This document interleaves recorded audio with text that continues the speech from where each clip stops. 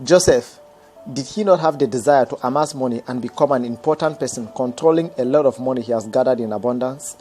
Did he not have the desire to be able to buy anything money can buy and show to everyone around that he's a successful person? Did he not have the passion to mingle with the most important people in the society, kings and rich people, because he has acquired enough money to be in their class?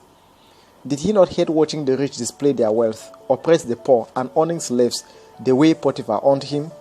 Why did he not corner some money for himself when Potiphar put him in charge of all his businesses, even if he did not need money for anything? Could he not have thought of saving something for himself since Potiphar no longer audited him and accepted whatever he gave him?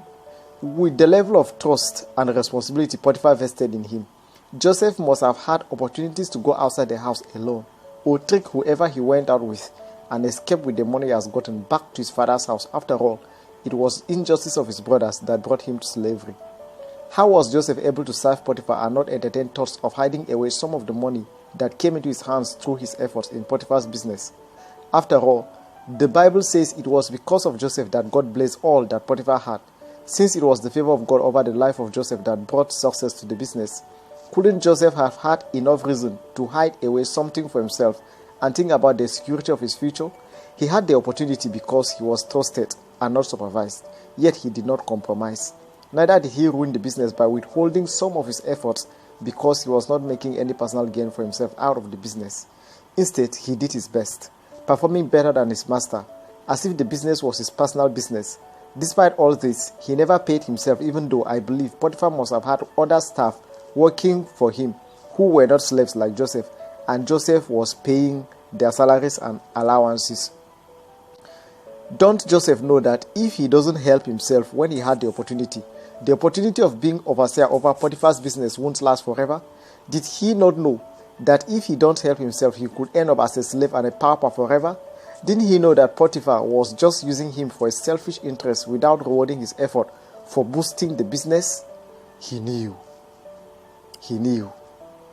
He knew.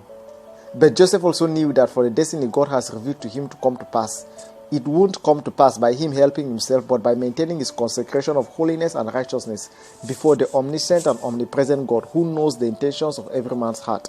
For Joseph, a right standing with God, not self-help, is the means to enter God's purpose for his life. So he refused to yield to the temptation of breaking his consecration by taking what is not given to him by the rightful owner.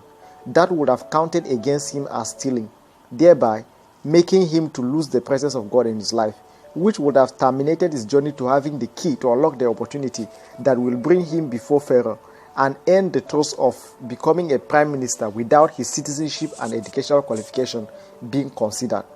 Joseph passed the test of his integrity. Surely, his success to become the prime minister of Egypt was not an accident. It was the outcome of his cumulative choices and actions.